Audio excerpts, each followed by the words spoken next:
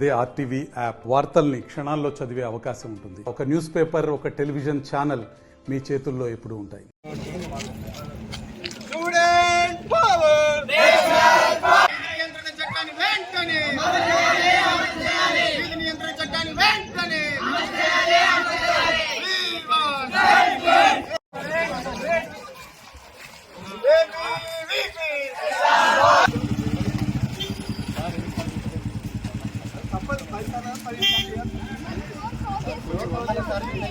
Private corporate కళాశాల దోపిడీని వెంటనే ప్రైవేట్ కార్పొరేట్ కళాశాల దోపిడీని వెంటనే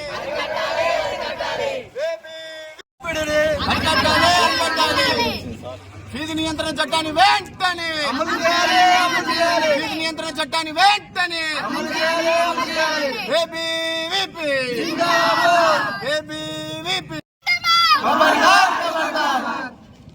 Student power, nation power. Student power, nation power.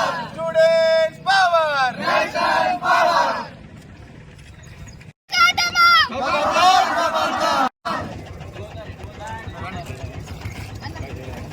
ఈ రోజు మంచిర్యాల జిల్లా తరపు నుండి అఖిల భారత విద్యార్థి పరిషత్ కార్యకర్తలం అందరం ఈరోజు డిఓ ఆఫీస్కి ముట్టడి చేయడానికి వచ్చాము. దీనికి కారణం ఏంటంటే మన రేవంత్ అన్న సర్కార్ ఏం చేస్తుందంటే మెగా డిఎస్సి అని ఒక విద్యానికి బానిసలని చేస్తుంది. యువతని మెగా డిఎస్సి అని మభ్యపెట్టి ఏం చేస్తుందంటే నిన్నటికి నిన్న ఒక న్యూస్ వచ్చింది, దాని షెడ్యూల్ అనేది వచ్చింది. దాని షెడ్యూల్లో ఏముందంటే 11,067 పోస్టులు అని చెప్పిళ్ళు, కానీ నిజానికైతే 24,000 పోస్టులు ఖాళీ ఉన్నాయి, టీచర్ పోస్టులు.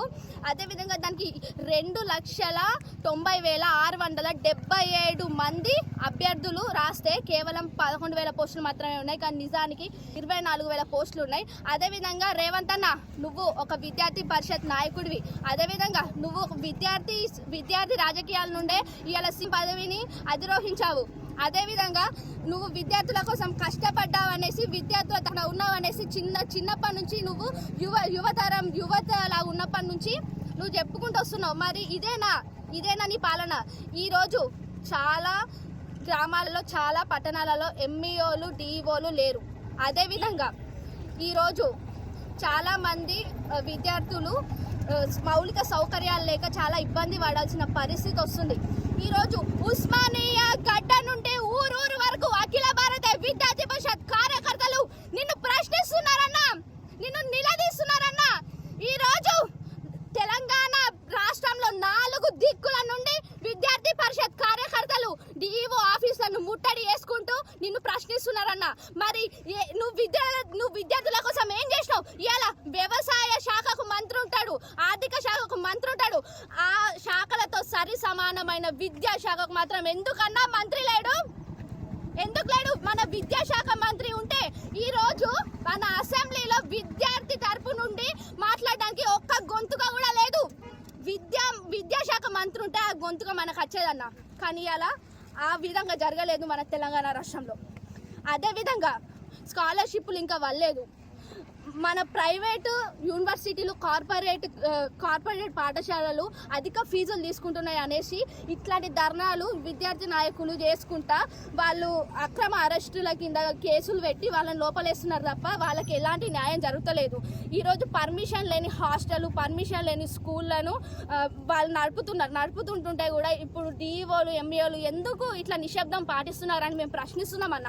ఎందుకంటే మన తెలంగాణ రాష్ట్రాన్ని, మన తెలంగాణ ప్రాంతాన్ని అభివృద్ధి పదంలోకి నడిపించాలంటే ఈరోజు యువత పాత్ర ఎంతో ఉంది.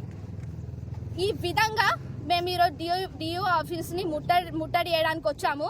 ఎందుకంటే మన రేవంత్ సర్కార్ దిగి రావాలి, విద్యార్థుల పక్షం నిలబడడానికి ఇలా రేవంత్ సర్కార్ దిగి రావాలనేసి తెలంగాణ రాష్ట్ర వ్యాప్తంగా రాష్ట్ర శాఖ పిలుపు మేరకు మేము ఈ విధంగా చేస్తున్నాం. మరిన్ని వీడియోస్ కోసం ఛానల్ ని సబ్స్క్రైబ్ చేయండి, లేటెస్ట్ అప్డేట్స్ కోసం వాట్సాప్ ఛానల్ ని ఫాలో చేయండి, అండ్ లింక్ డిస్క్రిప్షన్ లో ఉంది.